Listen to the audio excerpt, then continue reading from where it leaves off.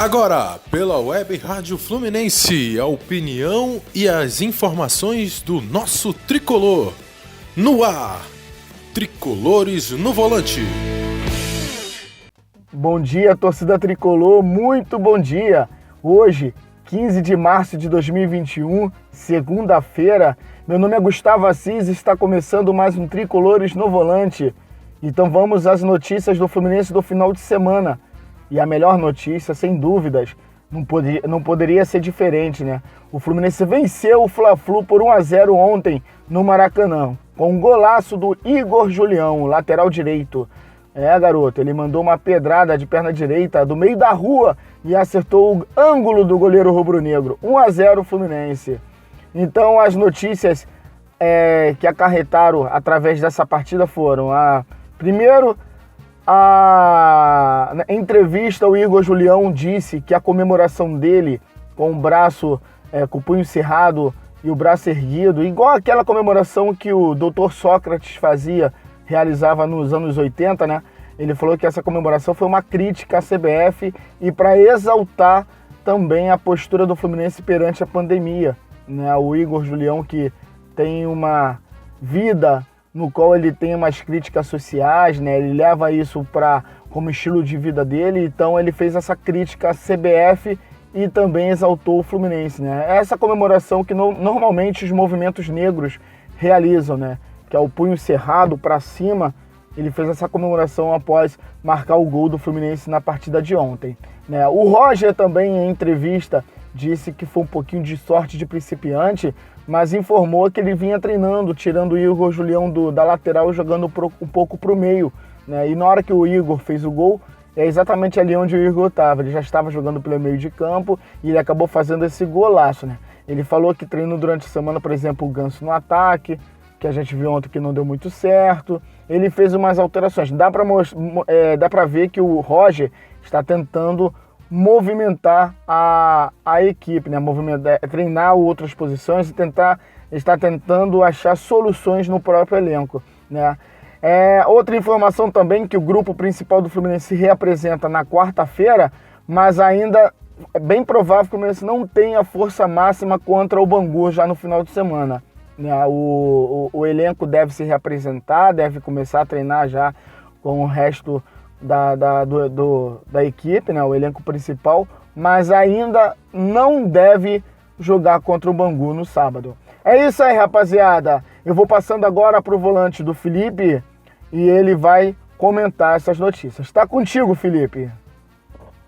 Fala, Guga. Bom dia a você, tricolor em toda a terra. Clássico não se joga, se ganha. E ontem nós ganhamos e iniciamos a semana com o pé direito. Não é verdade, galera? Embora nosso time tenha apresentado um futebol bem precário mesmo, né? Fomos, no primeiro tempo, envolvidos pela garotada do Sub-20 do Flamengo. Essa é que é a verdade. E eles não aproveitaram as oportunidades que criaram, sofreram com a má pontaria dos meninos. Embora eles também tenham criado de forma mais incisiva uma ou duas jogadas ali, né? E aí o Fluminense, que tentou sair no contra-ataque, pecava porque o Pacheco, que era a válvula de escape da estratégia do Roger, estava sempre ou quase sempre em impedimento, né? O Fluminense conseguiu armar acho que 1 ou 2 contra-ataques apenas. E o Flamengo, até os 15 minutos iniciais, só o Flamengo tocava na bola praticamente, né? E o Fluminense olhava e a gente assistindo o jogo irritado e nervoso porque os jogadores estavam apáticos nesse início de jogo. As mexidas do Roger, a grande parte delas, beneficiaram o time, né? Ele colocou 2 garotos pelas pontas ali, o Kaique num lado, o Gabriel Teixeira do outro, deu uma vitalidade maior e o Fluminense ganhou muito tecnicamente falando, né? Saíram o Caio Paulista e Fernando Pacheco, que pouco fizeram enquanto estiveram em campo. A gente viu também uma mexida bem diferente do Roger, ousada, colocando o Igor Julião na trinca ali do meio campo, né? Colocando o Dani Bolt como lateral direito.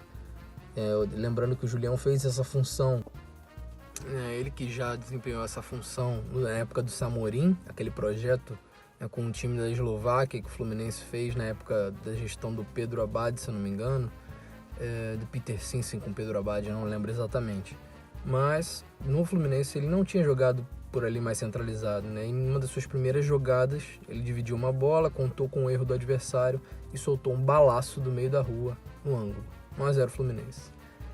A gente espera que o Roger consiga treinar essa molecada aí durante essa semana, tenha mais tempo para treinar eles, criar novas alternativas e entrar com um time mais competitivo contra o Bangu, já que os titulares se representam na próxima quarta-feira, mas ainda não terão tempo hábil de treinamento para entrar em campo no sábado.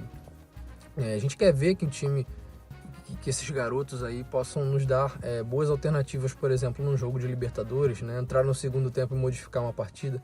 A gente quer contar com as reservas e com esses jogadores, mas muitos deles não vêm desempenhando muito bem, não vêm performando muito bem. A gente espera uma evolução aí com mais treinamentos, enfim. E o Julião, ele criticou o protocolo de segurança da CBF em meio à pandemia do Covid-19 e exaltou a postura do Fluminense ali em sua comemoração, até explicou durante a entrevista. O Fluminense, lembrando que foi contrário à volta aos gramados lá em 2020, ainda depois da paralisação do Carioca, junto com o Botafogo, foi contrário ao retorno aos gramados naquele momento. Lá em 2020, ainda depois da paralisação do Carioca, junto com o Botafogo, foi contrário ao retorno aos gramados naquele momento, quando o Flamengo e o Vasco faziam de tudo para retornar aos jogos, um momento muito delicado que a sociedade vivia. E recentemente o Flamengo lutou aí para ter a torcida já de volta aos estádios, e o Fluminense foi mais uma vez contrário de forma bem incisiva, né? Lutando aí, preservando a saúde dos torcedores. Um forte abraço, saudações tricolores.